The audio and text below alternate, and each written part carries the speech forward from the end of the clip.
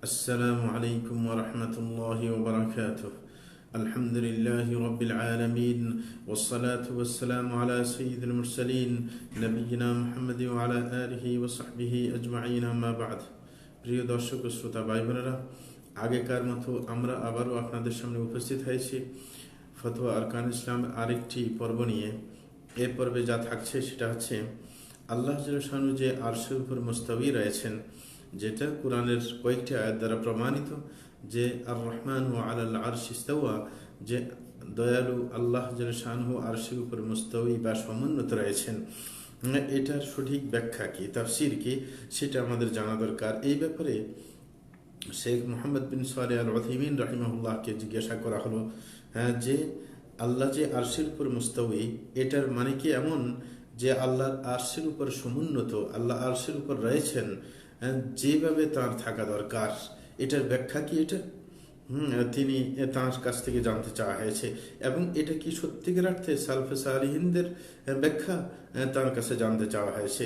তখন তিনি উত্তরে বলেছিলেন যে আল্লাহর যে মুস্তাওয়ী হওয়া আরশের উপর, এটার মানে হচ্ছে যে আল্লাহ আরশের উপর রয়েছেন যেভাবে তার থাকা দরকার।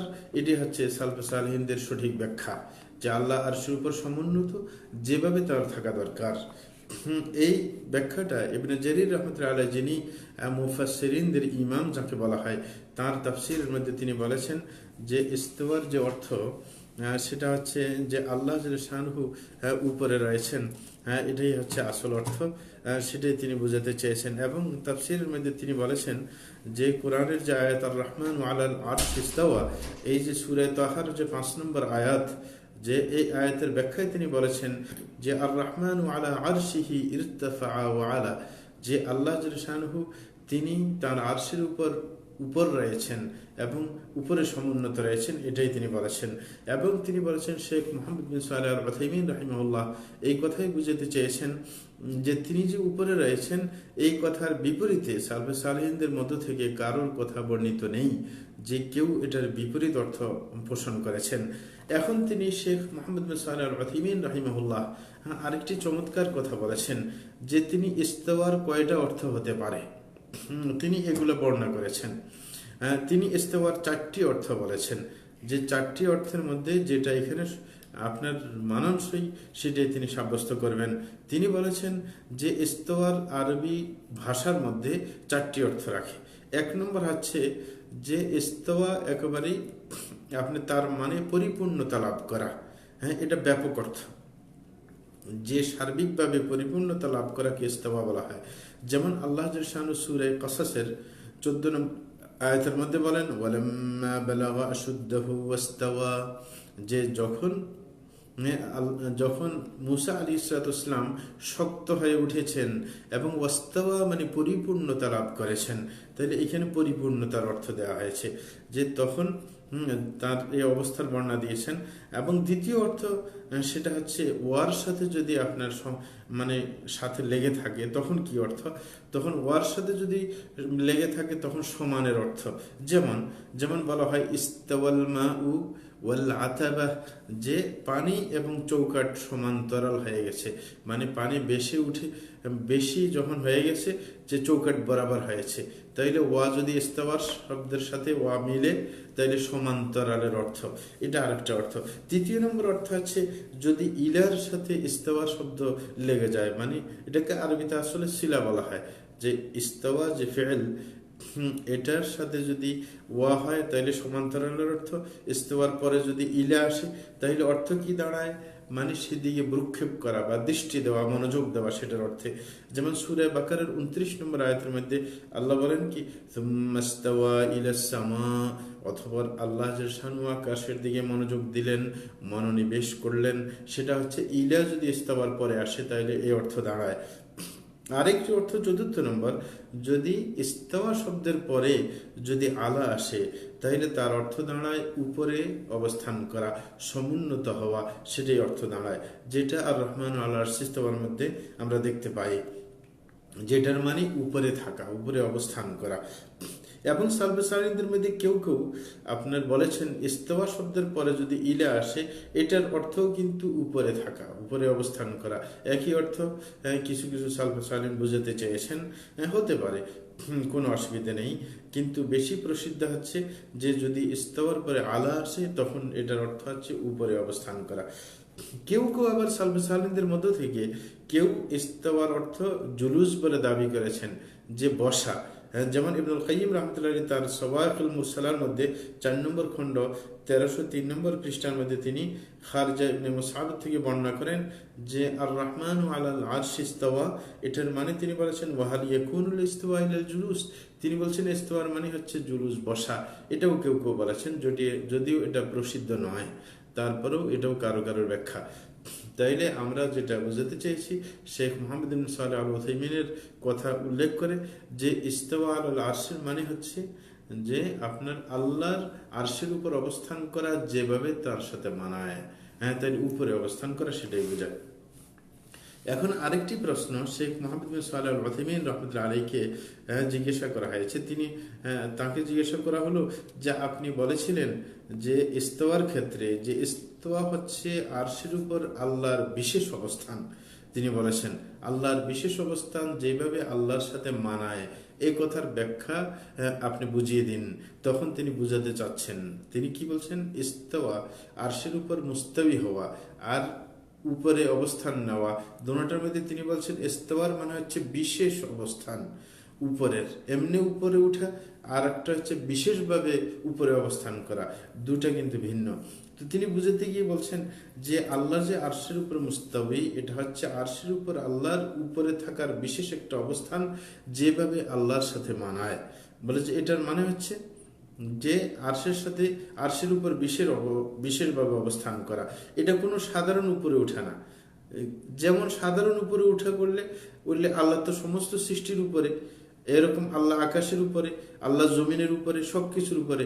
কিন্তু তিনি বলেন সেই ক্ষেত্রে আপনি মুস্তাওয়ী আলাল মখলুকাত বলতে পারেন না, এরকম ভাবে মুস্তাওয়ী আলাল আরদ বলতে পারেন না, যদিও আল্লাহ কিন্তু উপরে, জমিনের উপরে, আকাশের উপরে, সমস্ত সৃষ্টির উপরে, কিন্তু এই ক্ষেত্রে মুস্তাওয়ী শব্দ বলা যাবে না।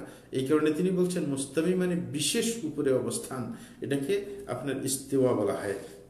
তো তিনি বলছেন এই সমস্ত উপরে থাকা কিন্তু এক না, কিন্তু আরশের উপরে অবস্থান করা এটা বিশেষ অবস্থান, এবং এটার উনি প্রমাণও দেখিয়েছেন। এবং এটা শাইখুল ইসলাম ইবনে তাইমিয়াও সাপোর্ট করেছেন। কিভাবে? শাইখুল ইসলাম ইবনে তাইমিয়া রাহমাতুল্লাহ আলাইহি তার আন-নুজুল যে হাদিসের ব্যাখ্যা দিতে গিয়ে তিনি তার মজমুয়া ফতোয়ার 5 নম্বর খণ্ড 522 নম্বর পৃষ্ঠায় তিনি বলেছেন, যদি কেউ বলে, মানে কেউ যদি প্রশ্ন করে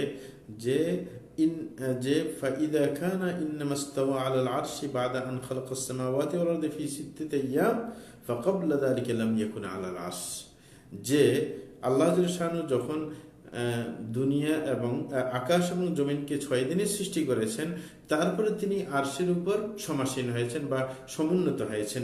এই যে কথা, এর দ্বারা তো বোঝা যায়, কেউ কেউ প্রশ্ন করতে পারে তাইলে তো আল্লাহ আরশের উপর এর আগে ছিলেন না, কারণ তারপরের কথা বলা হয়েছে যে আল্লাহ আকাশ জমিনকে 6 দিনে সৃষ্টি করে তারপরে তিনি আরশের উপর সমুন্নত হয়েছেন।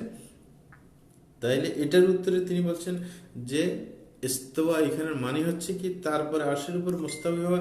আল্লাহ তো উপরেই ছিলেন, আকাশ জমিন সৃষ্টি করার আগেও ছিলেন, আকাশ জমিন সৃষ্টি করার পরে আরশের উপর সমুন্নত হয়েছেন। তাইলে এই ইস্তেওয়ার মানে পরবর্তী, এই ইস্তেওয়া আল্লাহর আরশে যে বলছেন এটা মানে বিশেষভাবে সমুন্নত হওয়া। এটা হচ্ছে আসল অর্থ। তিনি এইভাবেই করেছেন, তাইলে আর ঝামেলা থাকে না। নতুবা বলবে যে আল্লাহ তার উপরে ছিল না, আল্লাহ তাইলে নিচে ছিল না, এটা হচ্ছে বিশেষ সমুন্নত হওয়া, এটা হচ্ছে আসল অর্থ। তাহলে ঝামেলাটা দূর হয়ে যায়। এবং তিনি বলেছেন যে আমি বললাম, শেখ হুসাইমিন বলতেছেন যে আমরা যে বললাম যে আল্লাহ আরশের উপর মুস্তাওয়ী বিশেষ ভাবে, যেটা তার সম্মানের সাথে মানাবে, এটা অন্য জিনিসের, অন্য আল্লাহর সৃষ্টির সাথে মুস্তাওয়ী হওয়ার কোনো মিল নেই, এতে কোনো সন্দেহ নেই।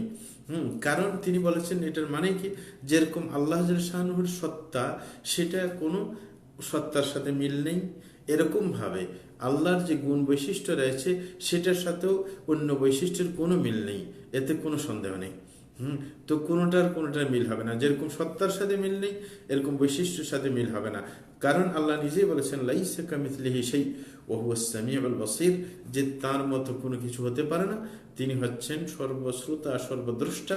সুতরাং আল্লাহর যে বৈশিষ্ট্য ইস্তিওয়াও কিন্তু একটা আল্লাহর বৈশিষ্ট্য সিফাত। সুতরাং এই সিফাতটাও অন্য মানুষ, যেমন ইস্তাওয়া আলাস সারির বলা হয় যে একজন ব্যক্তি তার খাটের উপর উঠেছে। সুতরাং এই যে ইস্তেওয়ার যে অর্থ, এই ইস্তেওয়ার সাথে আল্লাহর ইস্তেওয়ার কোনো মিল নেই। আল্লাহর ইস্তেওয়াটা হচ্ছে আল্লাহর সাথে মানায় যেরকম সেই রকম। এই কারণে ইমাম মালিক রহমতুল্লাহ আলাইহি চমৎকার বলেছেন, তাকে যখন প্রশ্ন করা হয়েছে যে কাইফ ইস্তাওয়া, যে আল্লাহ জাল্লাহু আরশের উপর কিভাবে মুস্তাওয়ী হয়েছেন, কিভাবে সমুন্নত হয়েছেন, তখন তিনি তার উত্তরে বলেছেন আল ইস্তিওয়াউ গায়রু মাজহুল ওয়াল কাইফু গায়রু মাকুল ওয়াল ঈমানু বিহি ওয়াজিবুন ওয়াস সুআলু আনহু বিদআহ। তিনি বলেছেন যে ইস্তিওয়া যে শব্দটা, এটা কিন্তু অজানা শব্দ নয়। আমরা জানি ইস্তিওয়া মানে উপরে অবস্থান করা, এটা আমরা জানি, কিন্তু ওয়াল কাইফু গায়রু মাজহুল, কিন্তু কাইফ যেটা, ধরন যেটা, এটা কিন্তু আর জানা নেই। কারণ আমরা এটা বুঝিও না যে কাইফ ধরনটা হচ্ছে কি আমাদের বুঝার বাহিরে। যা আমরা আল্লাহকে যখন দেখিনি, তাইলে আল্লাহর সিফাত, আল্লাহর উপরে অবস্থান করা, সেটা আবার কিভাবে আমরা ধারণা করতে পারবো, সেটা ধারণা করা সম্ভব নয়। এবং তিনি বলছেন এইভাবে আমাদের ঈমান আনা হচ্ছে ওয়াজিব, এবং ওয়াসসুআলু আনহু বিদআহ, এই সম্পর্কে প্রশ্ন করা সেটা হচ্ছে বিদআত। সুতরাং সেটা করা যাবে না। এবং তিনি বলছেন যে এটা আমাদেরকে আল্লাহর সাথে এমনভাবে সাব্যস্ত করতে হবে যে আল্লাহ আরশের উপরে মুস্তাওয়ী, আল্লাহর সাথে যেভাবে মানায়, এই ক্ষেত্রে কখনো বিকৃত অর্থ করা যাবে না, যেটা অন্যরা করে। কখনো এটাকে অস্বীকার করা যাবে না, কখনো এটার ধরন ঠিক করা যাবে না, কখনো এটার কি দৃষ্টান্ত উপস্থাপন করা যাবে না। কোনোভাবেই আপনি সেটা করতে পারেন না, বরং মনে করতে হবে আল্লাহর সাথে যেভাবে মানায় সেটা, এটা ছাড়া আর কোনো গতি আপনার নেই। সুতরাং বলতে হবে যে আল্লাহ যে আরশের উপরে মুস্তাওয়ী, সেটা হচ্ছে আল্লাহ আরশের উপর বিশেষভাবে সমুন্নত হয়েছেন। এটা হচ্ছে আসল অর্থ। যেটা অন্য সৃষ্টিরও আল্লাহ উপরে ঠিক আছেন, কিন্তু আরশের উপরে হওয়া সেটা হচ্ছে বিশেষভাবে অবস্থান। এটা হচ্ছে আসল কথা। তাইলে আর ঝামেলা দূর হয়ে যায়। কারণ এমনি সাধারণত যেগুলো উপরে থাকে, এটা তো আল্লাহর জন্য সব কিছুর উপরেই প্রমাণিত। কিন্তু তারপরে যে আবার দুনিয়া, আকার জমি সৃষ্টির পর আবার মুস্তাওয়ী হওয়ার মানে কি, মানে বিশেষভাবে অবস্থান। এটা হচ্ছে আসল কথা। এই ব্যাখ্যা থেকে আসলে কিছুটা আইডিয়া করতে পেরেছেন আশা করি সবাই। আর নিশ্চিত তো জানা সম্ভব না, সেটা তো আমরা বললাম। ইস্তেওয়ার ধরনটা আমাদের জানা নেই, সেটা আল্লাহ ভালো জানেন, কিন্তু মনে করতে হবে যে সেটা আল্লাহর সাথে মানানসই, সেটা আমাদের বিশ্বাস করতে হবে, এতে কোনো সন্দেহ নেই। যেমন আমরা দুনিয়ার দৃষ্টান্ত দিলে আমরা বুঝতে পারি, যেমন যে পা আছে, পা তো পিঁপড়ারও আছে, পা তো আপনার কি আছে সাপেরও আছে, পা তো মানুষেরও আছে, পা তো আপনার কি আছে ঘোড়ারও আছে, পা তো আপনার হাতিরও আছে। সব পা কি একরকম নাকি? সুতরাং ইস্তেওয়ার ক্ষেত্রেও একই কথা বলতে হবে যে ইস্তেওয়া আল্লাহর সাথে ভিন্ন ধরনের, মানুষের সাথে অন্যান্য জিনিসের সাথে ভিন্ন ধরনের, কোনোটা এক হতে পারে না। সুতরাং ইস্তেওয়া স্বীকার করলে যে আপনার আল্লাহকে অন্য জিনিসের সাথে তুলনা করা হয়ে যাবে, যার কারণে আশারি মাতুরিদীরা মানতে চায় না, সেটা কখনো সঠিক কথা নয়। বরং বলতে হবে যে ইস্তেওয়াটা আল্লাহর সাথে যেভাবে মানানসই, এরকম বিশেষভাবে সমুন্নত হওয়া, এটা হচ্ছে ইস্তেওয়ার আসল অর্থ। আশা করি আমরা হালকা আইডিয়া করতে পেরেছি। এবং এইভাবে আমাদেরকে আল্লাহ জাল্লাহু কোরআন হাদিস বুঝার তৌফিক দান করুন। ওয়া সাল্লাল্লাহু আলা নবিয়িনা মুহাম্মদ ওয়া আলা আলিহি ওয়া সাহবিহি আজমাইন।